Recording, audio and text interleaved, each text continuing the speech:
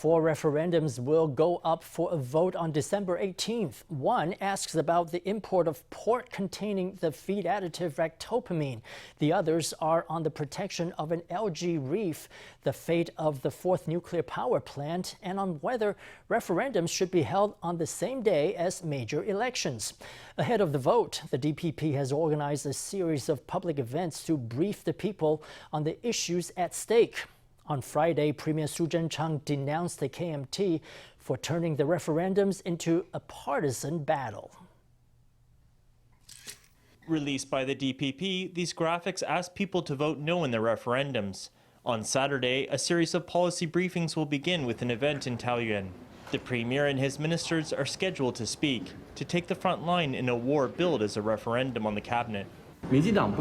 The DPP should not be so selfishly focused on its party interests that it mounts a blanket opposition to the referendums. When it comes to the public policy aspect of the referendums, Eric Chu is in an untenable position, so he's turned the referendums into a political struggle. This is a very bad precedent to set for our referendums. It's a negative example.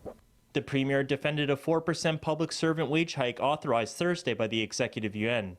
The raise was blasted by the KMT, which accused the cabinet of trying to sway referendum votes.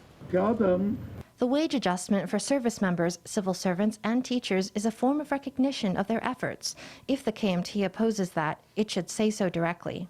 With the referendum shaping up to be a partisan showdown, the KMT and the DPP are mobilizing for a hard fight. The DPP has earmarked 58 million NT for its election campaign. According to internal sources, party members are entitled to 25,000 NT for the purchase of hanging campaign banners.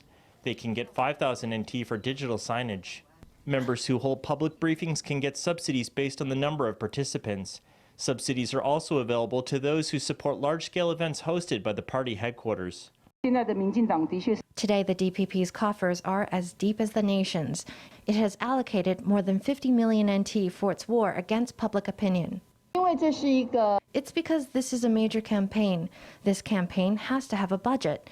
I don't think it's necessary to make a big fuss over this. With any activity organized by the DPP, the party draws up a budget for member expenditures. With their party apparatuses at the ready, the KMT and DPP are set for a fiery campaign ahead of the referendums.